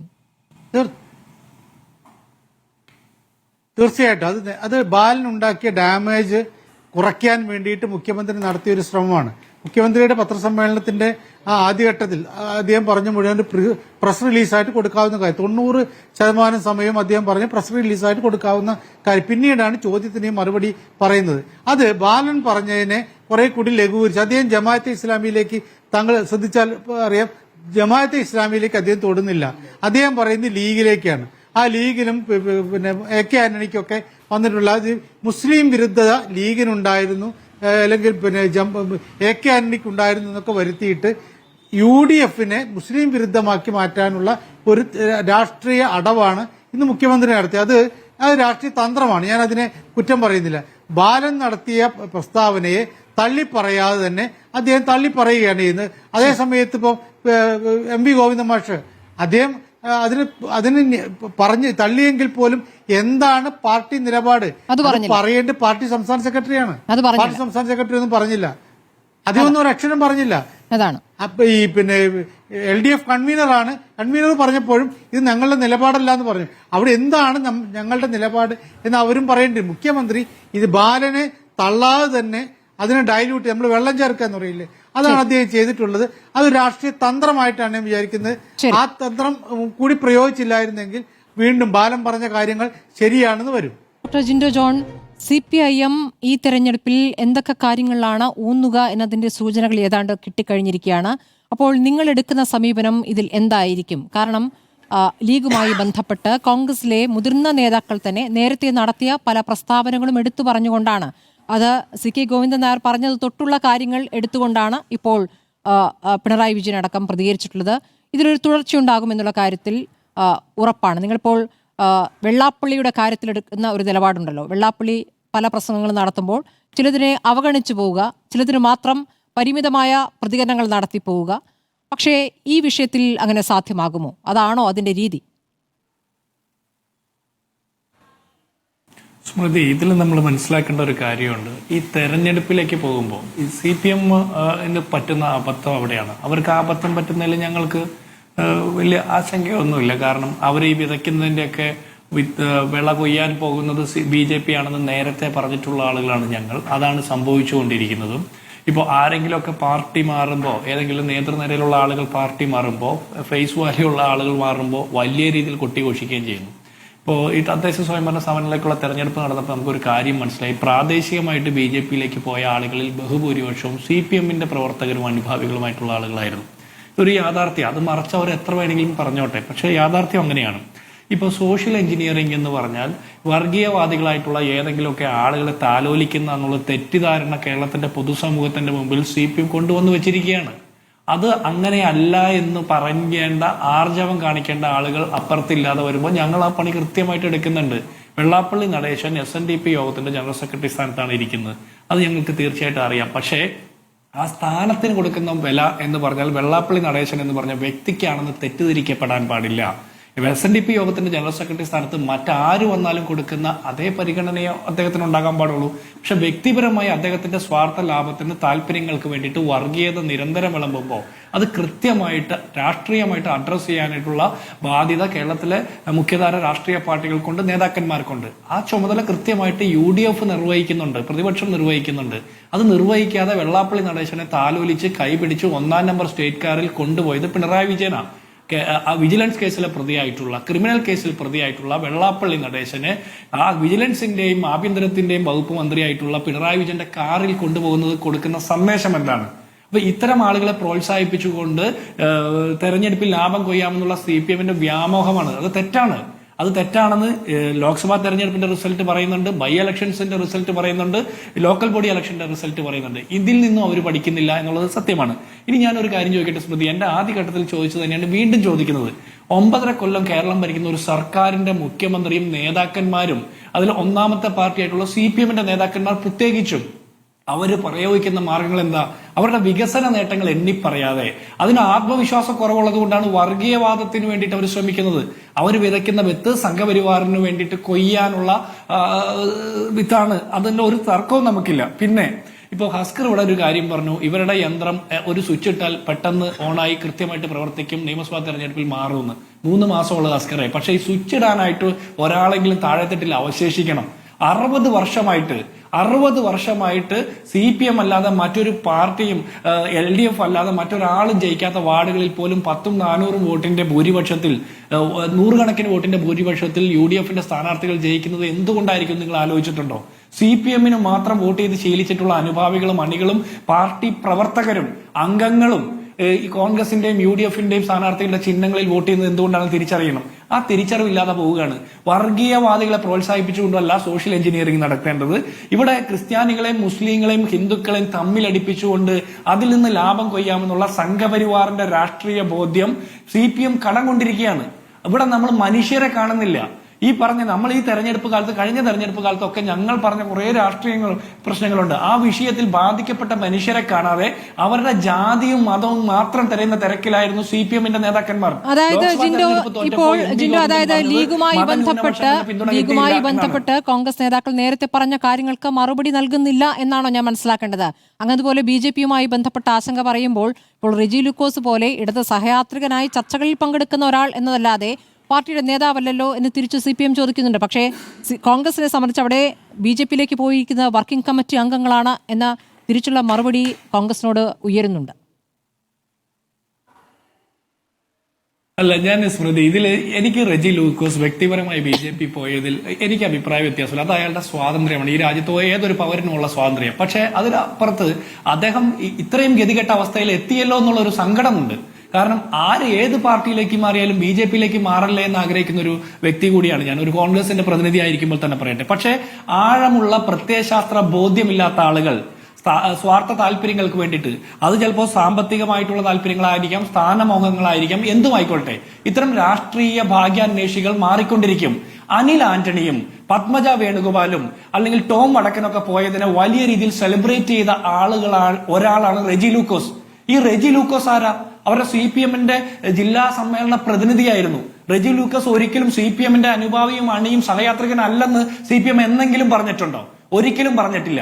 അപ്പോൾ CPM-ന്റെ സംസ്ഥാന കമ്മിറ്റി നേതാക്കന്മാർക്ക് ഉള്ളതിനേക്കാൾ വലിയ വിസിബിലിറ്റി കിട്ടിക്കൊണ്ടിരുന്ന ഒരു CPM-ന്റെ നേതാവിനേക്കാൾ വലിയ പ്രാമുഖ്യം അവരുടെ അണികളും അനുഭാവികളും നേതാക്കന്മാരും കൊടുത്തുകൊണ്ടിരുന്ന ഒരു വ്യക്തി BJP-യിലേക്ക് പോകുമ്പോൾ മറിച്ച് ചോദ്യങ്ങൾ ചോദിക്കുകയാണ്. ഞാൻ പറയുന്നത് ഏത് രാഷ്ട്രീയ പാർട്ടിയിൽ നിന്നും ഇനിയും ആളുകൾ അങ്ങോട്ടും ഇങ്ങോട്ടൊക്കെ പോകാം. പക്ഷെ BJP-യിലേക്ക് പോകുന്നുണ്ടെങ്കിൽ അതിൽ പല കാരണങ്ങളുണ്ടാവും. ആ കാരണങ്ങളൊക്കെ ഈ പറഞ്ഞ സ്വാർത്ഥ താല്പര്യങ്ങളാണെന്നുള്ള തർക്കം വേണ്ട. അതിൽ ഭീഷണി ഉണ്ടാകാം, സ്ഥാനമോഹങ്ങൾ ഉണ്ടാകും, പലതും ഉണ്ടാകും.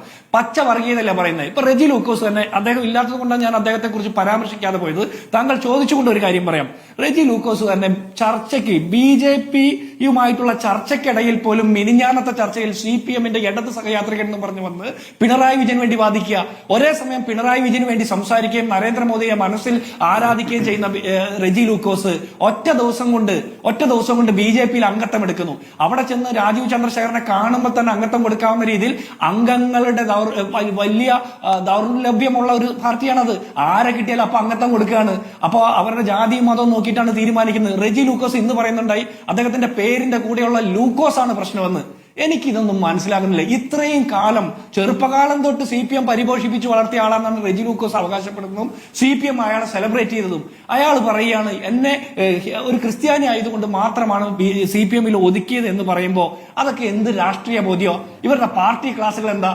കോൺഗ്രസ് ഒരു മാസ് പാർട്ടിയാണ്, കോൺഗ്രസ് ഒരു കേഡർ പാർട്ടിയല്ല. ഇതൊരു ലൂസ് സിസ്റ്റമാണ്.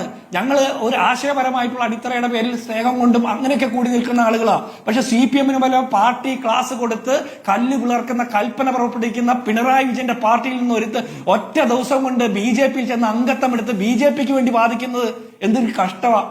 ഇപ്പൊ ഇന്നലെ അട്ടപ്പാടിയിലെ ഒരു ഏരിയ സെക്രട്ടറി ആയിരുന്ന വ്യക്തി BJP പോയി അംഗത്വം എടുത്തത്. ഇതിന്റെ കാരണം എന്താ? ഇപ്പൊ കോൺഗ്രസിൽ നിന്ന് നേതാക്കന്മാർ പോകുന്നതിനെ കുറിച്ച് പറയുമ്പോഴും CPM നിന്ന് പോകുന്നതിനെ കുറിച്ച് പറഞ്ഞാലും വ്യക്തിപരമായിട്ടും സംഘടനാപരമായിട്ടും ഒരു കാര്യം പറയട്ടെ, ആര് BJP-യിലേക്ക് പോകുന്നതും ശരിയായ നടപടിയല്ല.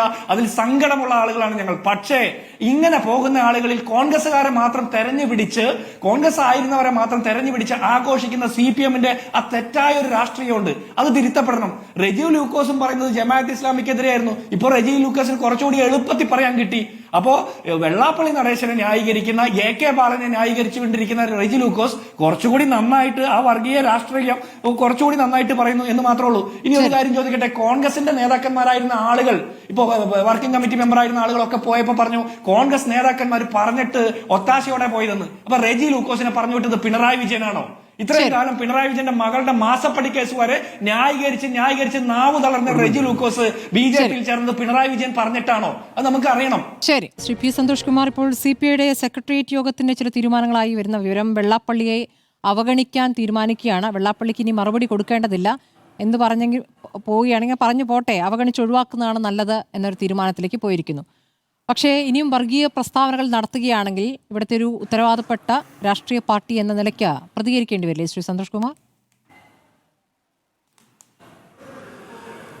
സ്വാഭാവികമായിട്ടും അത് CPIക്ക് ഏത് സന്ദർഭത്തിൽ എങ്ങനെ പ്രതികരിക്കണം എന്നുള്ളതിനെ കുറിച്ചൊക്കെ നല്ല ബോധ്യവും ധാരണയുണ്ട്. നമുക്ക് നമ്മളെ വിഷയത്തിലേക്ക് പെട്ടെന്ന് വരാം.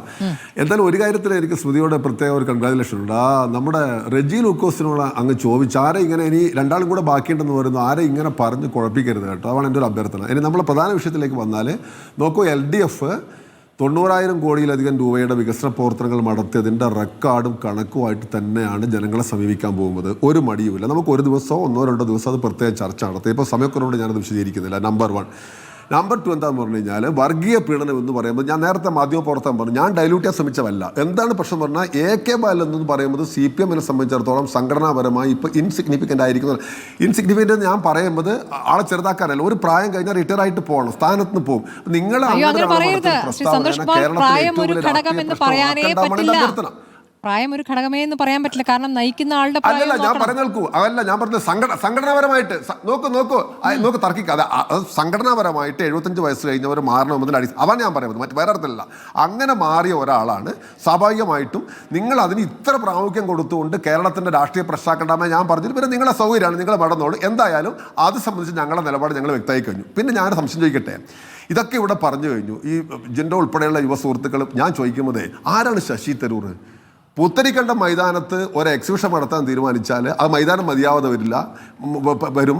എങ്ങനെ ആയാൽ ഈ ശശി തരൂർ മോഡിയെ ന്യായീകരിച്ചുകൊണ്ട് നടത്തിയ പ്രസംഗങ്ങളോ അതിൻ്റെ ക്ലിപ്പിക്സും വെച്ച് കഴിഞ്ഞാൽ കേരളത്തിലെ ന്യായീകരിച്ചു, വെളിയിൽ ന്യായീകരിച്ചു, ഡൽഹിയിൽ ന്യായീകരിച്ചു, ഇന്ത്യക്ക് പുറത്ത് ന്യായീകരിച്ചു. അങ്ങനെ കടുത്ത വംശീയ പരാമർശമുള്ള കാര്യങ്ങൾ അദ്ദേഹം നടത്തിയിട്ടുണ്ട്. കോൺഗ്രസിൻ്റെ സമീപനത്തിന് ഘടകവിരുദ്ധമായ മോഡി ഭക്തി പലപ്പോഴും കാണിച്ചു. എണ്ണി ഞാൻ പറയാം, സമയക്കുറവുണ്ട്, ഇപ്പോൾ അതിലേക്ക് പോകുന്നില്ല. തർക്കമാണെങ്കിൽ അത് പ്രത്യേകിച്ച് നമുക്ക് തർക്കിക്കാം. അങ്ങനെ ഒരാളെ നിങ്ങൾ വെള്ളപൂശി ഇപ്പോൾ ഇവിടെ ഞാൻ ബത്തേരി തന്നെയാണുള്ളത്, ലക്ഷ്യയിൽ കൊണ്ടുവന്ന് വിമർശനം എന്ന് പറയുമ്പോൾ അങ്ങനെയാണെന്നൊക്കെ ഇപ്പം പറഞ്ഞിട്ടുണ്ടായത്. അവിടെ നമ്മൾ അവനവൻ്റെ ഒരു മുറം വെച്ചിട്ട് മറ്റു കാര്യങ്ങളിലേക്കൊന്നും പോകേണ്ടതില്ല. താഴേക്കിടയിലുള്ള പ്രവർത്തകർ ആരാണ് കോൺഗ്രസ് BJP-യിലേക്ക് ചേരുന്നത് എന്നൊരു വിഷയം ഉന്നയിക്കപ്പെട്ടു. ആരായാലും BJP ചേരുന്നതിനോട് അവർ താൽക്കാലികമായി ആളുകൾക്ക് തിരിച്ചറിയാത്തതിൻ്റെ പോകുന്ന ഫലമായിട്ട് ഉണ്ടാകുന്നതാണ്. ആ അപകടം തിരിച്ചറിയുമിടത്തൊക്കെ ആളുകൾ തിരിച്ചു വരുന്നതാണ് എൻ്റെ ഉറച്ച പ്രതീക്ഷ. അതൊക്കെ ഇരിക്കട്ടെ. നമ്മൾ ഇടതുപക്ഷ ജനാധിപത്യ മുന്നണി നല്ല വിശ്വാസത്തോടു കൂടിയാണ് തെരഞ്ഞെടുപ്പിനെ നേരിടുന്നത്. നേട്ടങ്ങൾ എണ്ണി പറയും. മതധ്രുവീകരണം ഉണ്ടാക്കാനുള്ള എല്ലാ ശ്രമങ്ങളെയും തള്ളിപ്പറയും. ഒരു കാര്യം കൂടി ഞാൻ ചോദിക്കട്ടെ, ഇവിടെ ഇപ്പോൾ രമേശ് ചെന്നിത്തല ഉൾപ്പെടെ പോയി തെരഞ്ഞെടുപ്പ് മാനേജ് ചെയ്ത സ്ഥലമായിരുന്നു ഗുജറാത്ത്. നിങ്ങൾ നോക്കൂ, ഗുജറാത്ത് കലാപം പോലും അവിടെ ചർച്ചയ്ക്ക് കോൺഗ്രസ് വിഷയീഭവിച്ചില്ല. എത്ര കാലം അധികാരം പോയിട്ട് എന്തെങ്കിലും ചെയ്യാൻ സാധിക്കുന്നുണ്ടോ? ഇടതുപക്ഷ ജനാധിപത്യ മുന്നണിയുടെ കയ്യിൽ നിന്ന് കേരളം പോവുക എന്ന് പറയുന്നത് കേരളത്തിൻ്റെ ജനതാൽപര്യത്തിനെതിരായിരിക്കും എല്ലാ അർത്ഥത്തിലും. അതുകൊണ്ട് LDFന്റെ കയ്യിൽ ആ ഭരണം നിലനിൽക്കണം, മുന്നോട്ട് പോകണം. LDFന് പാളിച്ചുണ്ടെങ്കിൽ തിരുത്തി ഞങ്ങൾ മുന്നോട്ട് പോകും. അത് ഞങ്ങളെ വളരെ കൃത്യമായ നിലപാടാണ്. LDFന് പകരം ജനമാണല്ലോ തീരുമാനിക്കുക. അല്ല, ഞാൻ സമ്മതിച്ചല്ലോ. അതുകൊണ്ടാണ് ഞാൻ പറയുന്നത്, ജനം തീരുമാനിക്കുന്നു. ലോക്സഭാ തെരഞ്ഞെടുപ്പിന് വോട്ട് ചെയ്തതിനേക്കാൾ കൂടുതൽ ജനം തദ്ദേശ സ്വയംഭരണ സ്ഥാപനങ്ങളിലെ തെരഞ്ഞെടുപ്പിൽ LDFന് വോട്ട് ചെയ്തു. നേരത്തെ ലോക്സഭാ തെരഞ്ഞെടുപ്പിൽ LDFനെ തോപ്പിച്ച ജനം നിയമസഭാ തെരഞ്ഞെടുപ്പിൽ LDFനെ ജയിപ്പിച്ചു. ജനാണ് ഏറ്റവും വലിയ പാഠം. ഞാൻ സമ്മതിക്കുന്നു, ഒരു തർക്കത്തിനുമില്ല. ജനങ്ങൾ ഞങ്ങളുടെ തെറ്റുകൾ ഉണ്ടെങ്കിൽ ഇപ്പോൾ അതിനൊരു തിരിച്ചടി MLA ചിലയിടങ്ങളിൽ കൊടുത്തു, സമ്മതിച്ചു ഞാൻ. അത് പരിഹരിക്കും, മുന്നോട്ട് പോകും. LDF കേരളത്തിൽ പൂർവാധികം ശക്തിയോടുകൂടി ഈ ഭരണം നിലനിർത്തും എന്ന കാര്യത്തിൽ സംശയമില്ല. അതിനാവശ്യമായ എല്ലാ പ്രവർത്തനങ്ങളും നടത്തും, തിരുത്താനുള്ള തെറ്റൊക്കെ തിരുത്തും. ശക്തമായിട്ട് പ്രചരിപ്പിക്കാൻ നിരവധി കാര്യങ്ങളുണ്ട്. ഇവിടെ 3 ആളുകൾ മുഖ്യമന്ത്രിയാവാൻ കച്ചകെട്ടി ഇറങ്ങി. ഈ വിലപിക്കുന്നത് കണ്ടല്ലോ, 1400 കോടി ഇലക്ട്രൽ ബോർഡിന്റെ പൈസ കിട്ടിയൊരു പാർട്ടിയാണ് കോൺഗ്രസ് പാർട്ടി. 1400 കോടി, അത് കറക്റ്റാണ്, നിശ്ചയിച്ചില്ല ആരും പാർലമെന്റിനകത്ത്. അജയ് മാക്കന്റെ പ്രശ്നം കൊണ്ട് കോൺഗ്രസിന്റെ അക്കൗണ്ടിനകത്ത് ഇത്ര പൈസ ഉണ്ട് നമ്മൾ. ഞാൻ ഓൾക്ക് അധികം കാശിനോട് എനിക്ക് അസൂയുണ്ടായിട്ടല്ല, ഞങ്ങൾക്ക് ഇല്ലാത്തതിന്റെ പ്രയാസമുള്ളതുകൊണ്ടല്ല. പക്ഷേ സംഭവം എന്താണ്? എന്നിട്ടും ഈ പറഞ്ഞ് നിങ്ങൾ സിമ്പിൾസ് ഇങ്ങനെ സെൻറ്റി അടിച്ച് നടക്കുകയാണ്. ഇവർ തമ്മിലുള്ള ഗ്രൂപ്പ് വഴക്കിന്റെ ഫലമായി എന്തെല്ലാം വാർത്തകൾ പുറത്തേക്ക് വരുന്നു. അവിടെ ഞാനിപ്പോൾ അതിനേക്കൊന്നും നമ്മൾ കടക്കുന്നില്ല. ഞങ്ങൾ പോസിറ്റീവായ പൊളിറ്റിക്സ് പറഞ്ഞുകൊണ്ട് ശക്തമായിട്ട് മുന്നോട്ട് പോകും. ഇന്ത്യയിലെ ഏതൊരു ഗവൺമെന്റുമായും ആ കാര്യത്തിൽ താരതമ്യത്തിന് ഞങ്ങൾ റെഡിയാണ്. അത് വരും ദിവസങ്ങളിൽ കാണാം. അത് ജനങ്ങൾ വിശ്വസിക്കുമെന്ന ഉറച്ച ഒരു ധാരണയാണ് എനിക്കുള്ളത്. ജിൻഡോ കോൺഗ്രസിനെ നേരിട്ട് പറഞ്ഞുകൊണ്ട് അങ്ങേക്ക് മറുപടി നൽകാം. ഒറ്റ കാര്യമുള്ളൂ സ്മൃതി, അദ്ദേഹം ഇന്ത്യയിലെ ഏത് ഗവൺമെന്റുമായിട്ട് കേരളത്തെ താരതമ്യം ചെയ്ത് നോക്കാം എന്നൊക്കെ പറഞ്ഞല്ലോ. സന്തോഷ് കുമാർ MPയോടുള്ള ബഹുമാനം നിർത്തിക്കൊണ്ട് പറയട്ടെ, 70കളിൽ കേരള മോഡൽ എന്ന് പറഞ്ഞ ടേം കോയിൻ ചെയ്യപ്പെട്ടതാ. 70കൾ വരെ ഈ സംസ്ഥാനം ഉണ്ടായിട്ട് 23 വർഷത്തിനിടയ്ക്ക് 6 വർഷവും 4 മാസവും മാത്രമാണ് CPM-ഉം CPI ഒക്കെ കൂടിയിട്ട് നിങ്ങൾ മാത്രമായിട്ട് ഭരിച്ചിട്ടുള്ളൂ. ബാക്കി മുഴുവൻ കാലം കോൺഗ്രസ് നേതൃത്വം നൽകുന്ന സർക്കാർ ഇവിടെ ഭരിച്ചിട്ടുള്ളത്. അപ്പൊ ഈ സംസ്ഥാനത്ത് അന്ന് ആരോഗ്യ വിദ്യാഭ്യാസ പൊതുവിതരണ രംഗത്ത് 1ാം സ്ഥാനത്തായിരുന്നു അന്ന് 70കളിൽ. ഇപ്പൊ 2016 മുഖ്യമന്ത്രി പിണറായി വിജയൻ സത്യപ്രതിജ്ഞ ചെയ്തതിന് ശേഷമല്ല ഈ നേട്ടങ്ങൾ ഉണ്ടായതെന്ന് ആദ്യം ഓർക്കണം. ഇനി അടുത്ത് താങ്കൾ പറഞ്ഞ ശശി തരൂര്, താങ്കൾ തന്നെ താങ്കളുടെ വാദത്തിൽ പറഞ്ഞു കോൺഗ്രസിന്റെ നിലപാടുകൾക്ക് വിരുദ്ധമായിട്ടാണ് ശശി തരൂർ സംസാരിച്ചതെന്ന്. അദ്ദേഹം അങ്ങനെ നിലപാടെടുത്തപ്പോഴൊക്കെ കൃത്യമായിട്ട് ഈ പാർട്ടിയിൽ നിന്ന് തിരുത്തിയിട്ടുണ്ട്.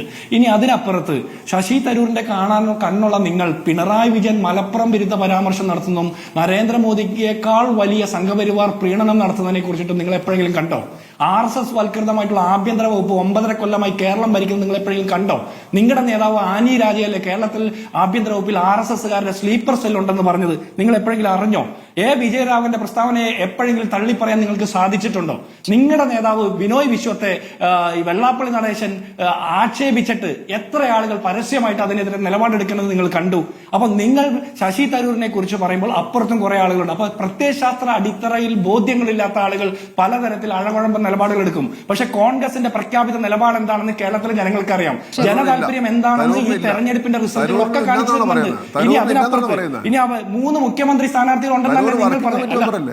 MP, ഞാൻ ഒരു കാര്യം കൂടി ചോദിക്കട്ടെ. 3 മുഖ്യമന്ത്രി സ്ഥാനാർത്ഥി അല്ല, ഇടപെടല്ലേ താങ്കൾ, ഇടപെടല്ലേ എന്നെക്കാൾ ഇടപെടല്ലേ പ്ലീസ്. 3 മുഖ്യമന്ത്രി സ്ഥാനാർത്ഥികൾ, അത് ഞങ്ങളുടെ മെറിറ്റാ. അതിന് യോഗ്യരായിട്ടുള്ള ആളുകൾ ഇവിടെ ഉണ്ടെന്ന് പറഞ്ഞ് ഞങ്ങളുടെ കഴിവും മെറിറ്റാ. അപ്പുറത്ത് എലപ്പുള്ളിയിൽ മദ്യ കമ്പനി കൊണ്ടുവരുന്നതുമായി ബന്ധപ്പെട്ട ചർച്ചയ്ക്ക് വേണ്ടിയിട്ട് MN സ്മാരകത്തിലേക്ക് പിണറായി വിജയൻ വന്നപ്പോ എഴുന്നേറ്റ് നിന്നൊന്ന് മുണ്ട് കുത്താനെങ്കിലും നിങ്ങളുടെ നേതാക്കന്മാർക്ക് ആർജവം ഉണ്ടായിരുന്നോ? ആ മദ്യ കമ്പനിയുടെ വിഷയത്തിൽ പിണറായി വിജയൻ അല്ലാതെ മറ്റൊരാളും ഇടതുപക്ഷത്ത് LDFൽ മുഖ്യമന്ത്രിയാകാൻ യോഗ്യനല്ലെന്ന് വെള്ളാപ്പള്ളി നടേശൻ പറഞ്ഞിട്ട് മറിച്ച് മറ്റാളുകളുണ്ടെന്ന് പറയാൻ നിങ്ങളുടെ നാവ് പൊന്തിയോ? കോൺഗ്രസിൽ പല ആളുകൾ മുഖ്യമന്ത്രി സ്ഥാനത്തിന് യോഗ്യരായിട്ടുണ്ടെങ്കിൽ അത് ഞങ്ങളുടെ മെറിറ്റ്, ഞങ്ങളുടെ കഴിവാണ്. ജനങ്ങൾ തെരഞ്ഞെടുക്കട്ടെ. ജനങ്ങൾ തീരുമാനിച്ചിട്ടുണ്ട് ആരെ തെരഞ്ഞെടുക്കണമെന്ന്. പിണറായി വിജയന് വീണ്ടും അവസരം കൊടുക്കാൻ വേണ്ടി തീരുമാനിക്കുന്ന കാലത്താണ് നിങ്ങൾ ഈ ചർച്ചയൊക്കെ നടത്തുന്നത്. വല്ലാത്ത ഗതികേടാണ്. ഈ തെരഞ്ഞെടുപ്പിൽ ആരോഗ്യകരമായ ഒരു മത്സരം പ്രതീക്ഷിക്കാമോ ശ്രീ എസ് സജീവൻ? ഒരു നിമിഷം ഈ ആവേശം കയറിയിട്ട് CPI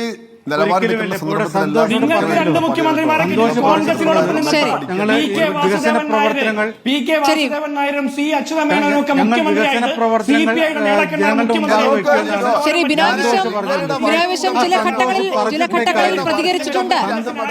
നോക്കൂ, ബിനോയ് വിശ്വം ചില വിഷയങ്ങളിൽ കൃത്യമായി പ്രതികരണം നടത്തിയത് നമ്മൾ കണ്ടിട്ടുണ്ടല്ലോ ജിൻഡോ. ശരി, ശ്രീ എസ് സജീവൻ അവകാശപ്പെടാൻ പറ്റുമോ? ശരി, ശ്രീ എസ് സജീവൻ ഇന്ന് നിങ്ങൾക്ക് അങ്ങനെ ഒരു മുഖ്യമന്ത്രി സ്ഥാനം അവകാശപ്പെടാൻ പറ്റുമോ? ശരി, ശ്രീ എസ് സജീവൻ. ഇവിടെ സന്തോഷ് കുമാർ പറഞ്ഞല്ലോ, വികസന പ്രവർത്തനങ്ങൾ ജനങ്ങളുടെ മുമ്പാകെ വെച്ച് ഞങ്ങൾ തെരഞ്ഞെടുപ്പിന് നേരിടുന്നില്ല. അത് നല്ല കാര്യമാണ്. വികസന പ്രവർത്തനങ്ങൾ മുന്നോട്ടേക്ക് വെക്കണം.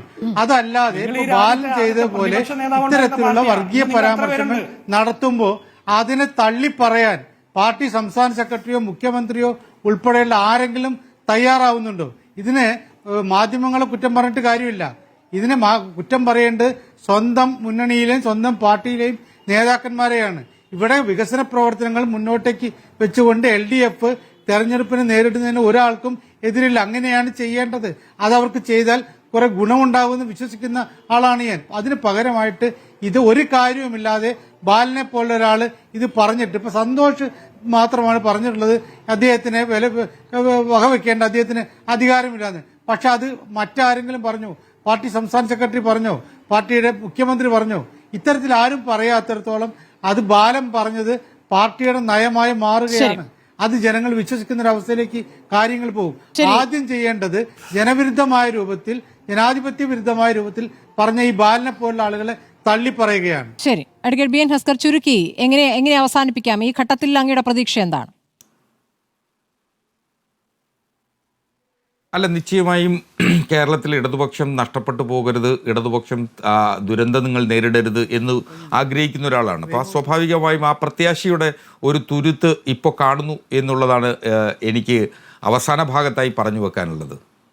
ശരി, വളരെ നന്ദി Shri P. Santhosh Kumar, doctor Jindo John, advocate BN Haskar, Shri A. Sajeevan, ഒപ്പം തന്നെ റെജി ലൂക്കോസ്.